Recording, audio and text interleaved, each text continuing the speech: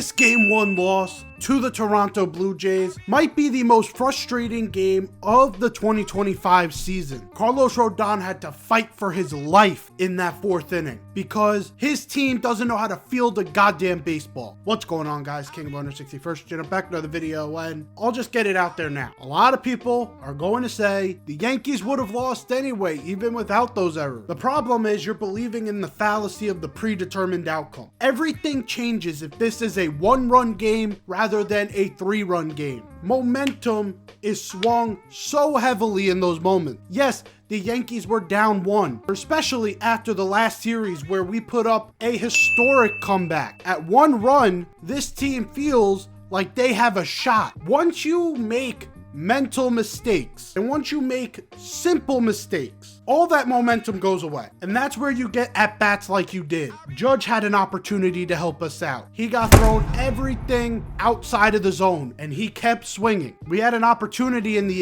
8th with a couple runners on. And, you know, there's a possibility. If Stanton's freaking line drive hits a gap, this is a 1-run game. But if that Stanton drive hits a gap without the errors, we have a lead. There's so many things that could have happened that without those errors, these things could have gone differently. Those errors were the key moments of the game. That was the true turning point. It seemed like it was going to be a dogfight. Bosman was pitching well. He had one of his best fastballs he's had this year. Carlos Rodon was pitching okay. He had a few hiccups. Yes, he walked 5. Wasn't his best outing, but he was a dog throughout this outing. And without those errors, he would have still put up a quality start. Basically what he's done all year long to make the All-Star game, but with those errors, everything flipped on their head. So now let's get to the true topic of this video. We all know that Oswald Peraza is not a Major League Baseball player. Oswald Peraza belongs in AAA with Spencer Jones, who's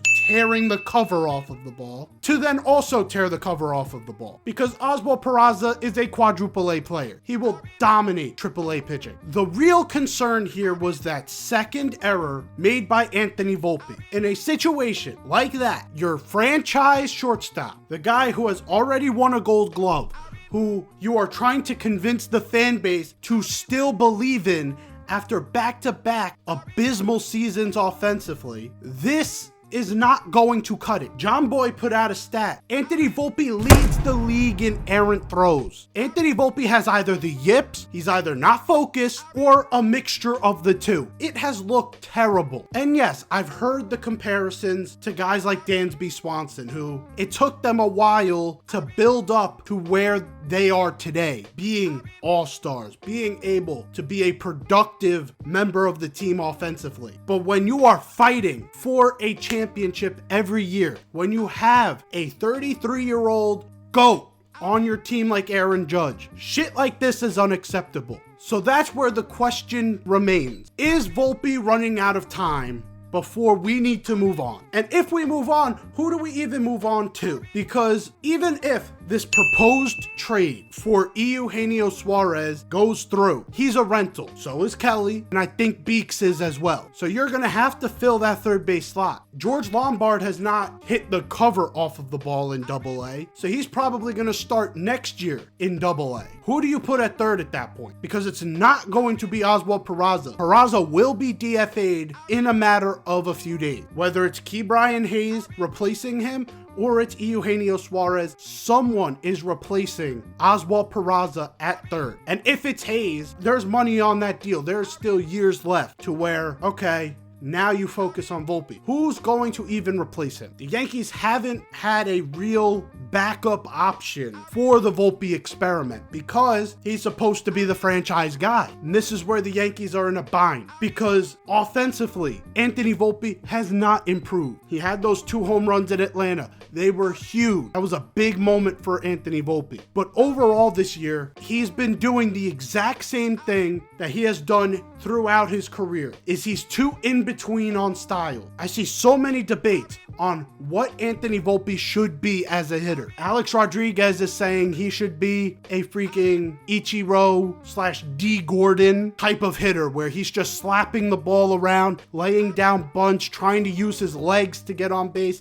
He thinks Anthony Volpe is like Chandler Simpson. But then you see other people giving the take that he needs to get into more power. Do you see the problem with this? And I don't care which lane you stay in, because both of you have a valid point. That is the problem, is we don't know who Anthony Volpe is as a hitter, because he's had success doing both. Postseason, he hit for power. He had an amazing postseason, but he's also had moments where he's gone on 20-game hit streaks because he's just trying to place the ball around the field. And he's also been ass at both. And it gets to the point where now he is so in between on what to do, he can't do anything. And I don't know how Volpe is going to pick a style at this point, because they've both basically done the same thing. They've both have given him a glimmer of success to where you can see the potential. The 2025 postseason, you see the potential offensively. The grand slam he hit in the World Series, his ALCS run, his ALDS. He had an amazing postseason to give you a glimmer of hope that, oh, he's a riser in the big moment. And now with this momentum riding into 2025, he's going to take this all the way into the season, and he's going to turn things around for himself. Then we get to the start of the season. Everyone's talking about the torpedo bats because he starts absolutely hitting the cover off of the ball. And then it goes away and he doesn't do any of it. At one point this year, Anthony Volpe had a 740 OPS, which is pretty good.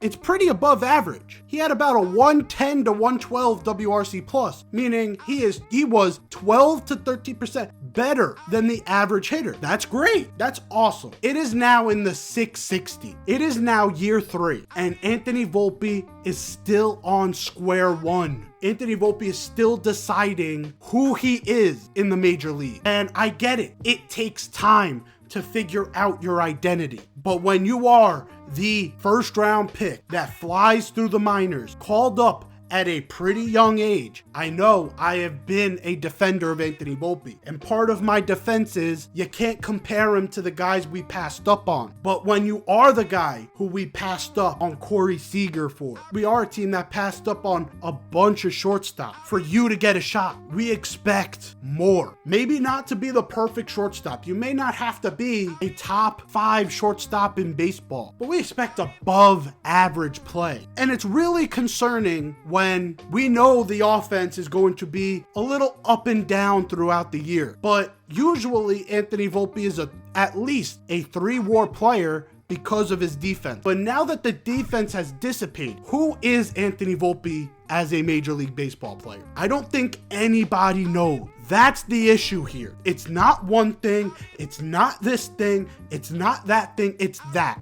We don't know who you are. You've been in the league for 3 years. You've given teams a ton of tape, and we're still asking the same fucking questions we did back in 2023. And I was willing to give him this year to prove it, because with the defensive value he was providing wins. Having a 3F WAR without any offense is huge, because then when you add in the offense, you become like a 5-6 win player. That gets you into fringe territory there. That gets you into star territory. Everything has regressed. Everything looks lost. And the problem is we don't know where the pieces are to put them back together. Because to be honest, we're not sure what the pieces even were. Anthony Volpe is a good player. He should be a good player. He had solid potential. Can he get better from here? Yes. Should Yankees fans give up on him? That's the real question. And I don't know how to answer that, because giving up on Anthony Volpe